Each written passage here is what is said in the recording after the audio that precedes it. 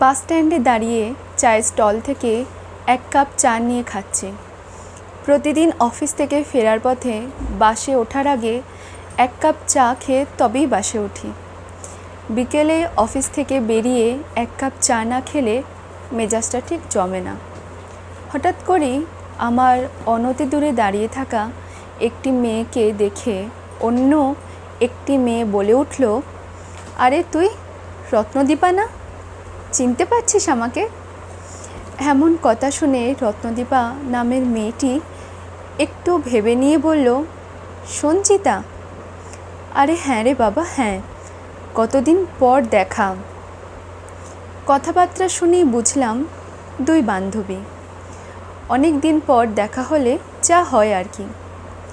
আমি চায়ে চুমুক দিচ্ছি আর ওদের দুজনের কথা কানে আসছে। দুজনে বেশ জোরে জোরেই কথা বলে চলেছে। আশেপাশের মানুষের কানের ভেসে আসছে দুজনের কথোপকথন। দুজনের বয়স ওই খুব বেশি হলে 28-29 হবে, তবে সেটা আমার অনুমান মাত্র। সঞ্জিতা হাসতে হাসতে বলল, বুঝলি রত্নদীপা, আমি না তোকে দেখেই চিনতে পেরেছি।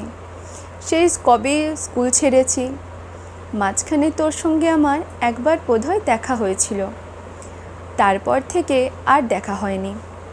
তোর নাম্বারও তো আমার কাছে নেই। তো কেমন আছিস বল? ভালো আছি রে, তুই? আমি বিন্দাস, আর বলিস না। এই তো কদিন আগেই অস্ট্রেলিয়া থেকে ফিরলাম। বছরে একটা বিদেশ ট্রিপ না করলে হয় না। আমার তো বিদেশ ঘুরতে দারুণ লাগে, শুধু আমার একার নয়, আমার বরেরও। রত্নদীপা মৃদু হেসে বলল, বাহ, খুব ভালো ব্যাপার তো। আর কেন বলিস, আমার বরটাও ভীষণ কেয়ারিং, খুব খেয়াল রাখে, সব আবদার পূরণ করে। এই যে অ্যানিভার্সারি আসছে আমার, আমি আগে থেকে শুনে রেখেছি এবারে কি কি নেব। এই পেন্ডেন্টটা কেমন লাগছে বলতো? গতকাল নিলাম, দারুণ লাগছে। জানিস তো, বিয়ের আগে খুব টেনশনে ছিলাম বর কেমন হবে। যা সব দিনকাল, মানুষ চেনাই মুশকিল। সেদিক থেকে আমি ভালো বর পেয়েছি বলতে হয়। যাই হোক, তোর কথা বল, কি করছিস এখন? বিয়ে তো করিসনি এখনো। আমি একটা জব করছি, সেই সঙ্গে আমরা কয়েকজন মেয়ে মিলে ক্যাটারার্স তৈরি করেছি। বিয়ে বাড়ি থেকে যে কোনো অনুষ্ঠানে আমরা কাজ করি। কথাটা শুনে সঞ্চিতা যেন আকাশ থেকে পড়ল। নাক ছিটকে বলল, ও মা, সে কি! ইস, ওতে আর কত আসে বল। ভালো চাকরি করা ছেলে দেখে বিয়ে করলে আর কোনো চাপ থাকে না, বিন্দাস লাইফ থাকে। ওর মতো সুখ আর নেই যে, তুই যাই বলিস না কেন। রত্নদীপা হাসল, একটু বলিষ্ঠ কণ্ঠে বলল, জানি না কিসে কি সুখ আছে, তবে আমি সুখী। সে যাই হোক না কেন, শোন, একদিন আমাদের বাড়ি আয় না, খুব আড্ডা দেওয়া যাবে। সময় পেলে নিশ্চয়ই যাব।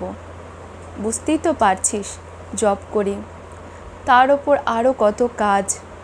তোকে তো বললাম সব, সময় পাই না রে। তার থেকে বরং তুই একদিন আমার বাড়ি চলে আয়। তোর বাড়ি? তোর আবার বাড়ি কোথা থেকে এলো? বিয়ে তো করিসনি। বিয়ে করলেই কি বাড়ি হয়? কে বললো তোকে এসব কথা? এই যে তুই তোদের বাড়ি আমাকে যেতে বললি, সেটা কার বাড়ি? কেন, আমার শ্বশুর বাড়ি? ঠিক তাই, ওটা তোর শ্বশুর বাড়ি, নিজের বাড়ি নয়। কিন্তু আমার এটা নিজের বাড়ি। নিজের টাকাতেই এক কামরায় একটা ছোট ফ্ল্যাট কিনেছি, চাকরি করছি। আর একটা বাড়ি না কিনলে হয়? সময় করে চলে আয় একদিন।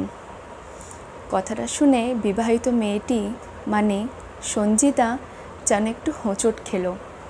মনে হলো রত্নদীপার কাছ থেকে পালাতে চাইছে, ঠিক সেই সময়ে ওদের সামনে একটা 4 হুইলার এসে থেমে গেল। দেখলাম গাড়ির কাঁচটা নামিয়ে একটি ছেলে, ওই বছর 35 হবে হয়তো, কি একটা প্যাকেট বের করে রত্নদীপার হাতে দিয়ে বেরিয়ে গেল। এমনটা হতে দেখে সঞ্জিতা বলে উঠল, ওমা রত্নদীপা, তুই ওকে চিনিস নাকি? রত্নদীপা তখন হাসছে। রত্নদীপাকে হাসতে দেখে সঞ্জিতা বলল, কি হলো, হাসছিস যে? রত্নদীপা হাসতে হাসতেই বলল, হ্যাঁ চিনি তো, তুইও মনে হয় চিনিস, তাই না? চিনি মানে? খুব ভালো চিনি, আমার হাজব্যান্ডের ক্লাসমেট। কোনো দিন কথা হয়নি, তবে শুনেছি পড়াশোনায় খুব ভালো ছিল। এখন তো বোধহয় WBCS-এর অফিসার। তাহলে ঠিকই শুনেছিস, উনি আমার উডবি। সামনের নভেম্বরে আমাদের বিয়ে। আমি চাকরিটা পেয়েছি এই 2 বছর হলো। তার আগে থেকেই চলছে আমার ওই ক্যাটারার্সের কাজ। জানিস তো, আমার উডবি বলে কোনো কাজ ছোট নয়। একটা ছেলে যা পারে একটা মেয়েও তাই পারে, শুধু সদিচ্ছা থাকতে হয়। আমার 5 বছরের রিলেশন। সবথেকে ওর যে জিনিসটা আমার ভালো লাগে, ও আমাকে ভীষণ অনুপ্রেরণা দেয়। বলে, নিজে যেটা করে নিতে পারবে সেটা অন্যের ওপর কেন নির্ভর করবে? তোমরা মেয়েরা দেবী দুর্গার রূপ, তোমরা নিজেরাই স্বয়ংসিদ্ধা, তাই তুমিও পারবে, তুমিও জিতবে। ততক্ষণে আমিও বাসে উঠে পড়েছি। কানে একটা কথাই বাজছিল, মেয়েরা দেবী দুর্গার রূপ, মেয়েরা স্বয়ংসিদ্ধা, মেয়েরা পারে না এমন কিছু নেই।